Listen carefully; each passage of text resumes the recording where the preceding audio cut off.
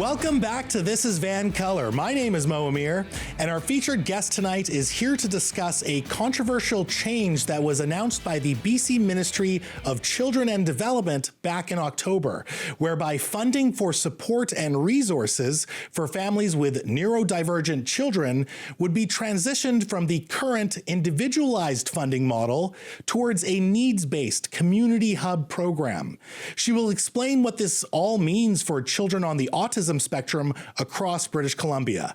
She's the executive director of Autism BC, a nonprofit and registered charity with province-wide programs to support people on the autism spectrum and their families. She is Julia Boyle. Julia, thanks so much for being here today. Yeah, thank you so much for having me. It's my pleasure. There's a lot to unpack, but let's just start right at the beginning.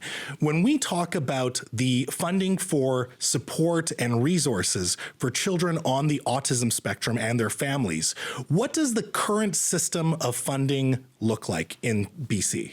Yeah, so currently, if you're a parent or a caregiver for a child on the autism spectrum and they have a diagnosis, the government gives you funding, like a direct funding, and it's up to the parent, you, a parent or caregiver, to set up that support system for your child. So you'll be deciding whether they need an occupational therapist, whether they need a speech and language pathologist or a behavioral consultant, and you'll be setting up that team for your child. If you have a child under the age of 6, you'll be receiving $22,000 a year. And if you have a child between the ages of 6 and 18, you get $6,000 a year. And after that, you don't receive any funding. So in the current system, parents have a lot of responsibility because it's up to them to decide what supports they want their child to have. But there's also a lot of autonomy and a lot of choice. Yeah. And the theory, of course, being that parents know best what's for their children, right? Yeah. So now, back in October, the province of British Columbia announced that they would be transitioning away from this model that you just described in a few years towards what they're calling a needs-based community hub program. And they are saying that this will actually give more resources to children and to families in this province. So from the outside, it sounds pretty great. But you have raised, and other advocates and families across British Columbia have raised a lot of concerns about this program. So what are the concerns of this needs-based community hub program? Yeah, it's been a frustrating time because the government has announced, these sweeping changes to the system without a lot of detail. So I'm by no means an expert on what's going on right now. There's limited information out there. But what they have said is that by 2025, they'll be cutting this individualized funding and they'll be transitioning families into what they call family connection centers. There'll be approximately 40 of these family connection centers. They've also referred to them as hubs. There'll be about 40 of them across the province. So, change is hard for everyone, but change and transitions are particularly hard for the autistic community, for kids and youth on the autism spectrum. So families are worried. They have a lot of concerns. They're worried about whether they'll be able to access the same amount of services through the hubs, whether they'll have choice as to what services they get and what service providers they'll be able to access. For families that, are worried they might live up to 8 hours drive away from one of the centers, how will they access services? This is very much the case in the north. Of course, yeah. So it seems like when the government is promising greater access or more resources, they're promising these things, but it just has not been properly explained how that's the case. Yeah, they haven't explained it. I think they're still designing the model. Like they've announced this change, but they haven't actually made a lot of the decisions yet. Yeah. So does this model exist in other jurisdictions? Yes. So we've been watching Ontario closely. They've recently made this transition from individualized funding to this, institutionalized funding model, and they currently have 50,000 kids on their wait list. Wow. That's a lot of kids. Yeah. And I think in the first year, or I'm not exactly sure if it was 6 months to a year, they were only able to enroll 600 kids. And I think that they've committed to adding 8,000 kids within the next year, but that still leaves 42,000 kids or more, waiting for services.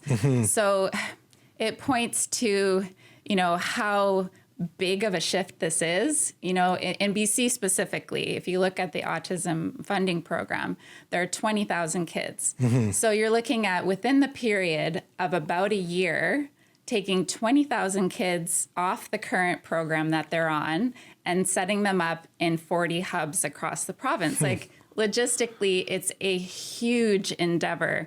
It sounds like you're saying two things, though. One side, there is a concern about the consultation, or I should say the lack thereof, with advocates, with families, and just a lack of communication of what the system looks like. And then on the other side, there's this concern that, hey, we've seen this hub system in another jurisdiction, and we're not really thrilled with it. So is that fair to say that there are two main criticisms with what the government's doing, or is it more one or the other? Yeah, the consultation or lack thereof, as you mentioned, was definitely a big issue because, there's a very common phrase used in the disability community, which is nothing about us without us. And it doesn't feel like that's been honored in this case. You're looking at families that already feel very marginalized. They don't feel like their voice is being heard. And that really erodes the trust that families have in these government systems. And you really need to have trust, because if you're placing your vulnerable child into a system, you need to feel like the people making decisions and providing services are going to do what's best for your kid. Of course, right? So the trust there is definitely an issue, particularly for Indigenous communities, Indigenous community members. But the system itself, I think one of the main critiques of this announcement, or I want to say critique or fear, is that the disability community is incredibly diverse. You're talking about families coming from all walks of life, all corners of the province, and kids that are on a spectrum, right? Like it's very diverse in terms of the strengths and the needs that different kids have, and that they'll be needing from this type of system. And there's a fear that the hubs will provide, more of a generic style of service, and that kids won't be able to get the specialization that they need. What would you propose the system be in terms of funding children with on the autism spectrum and their families? What should this system look like at the end of the day?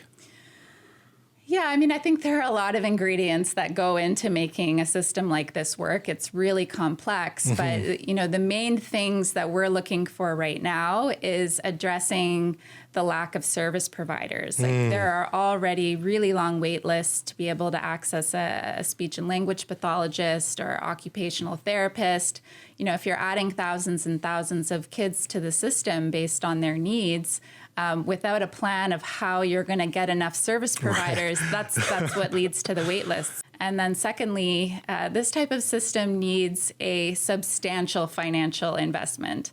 Like the current system is already underfunded. Right. Many families pay out of pocket because the money that they receive doesn't stretch far enough. And if families don't have that out of pocket money, then a lot of needs aren't met. And the 2022 BC budget didn't have that. I was just going to ask you about that. Yes. If you saw anything in there that maybe provided some hope or promise, but... No, and fair. That's what's concerning.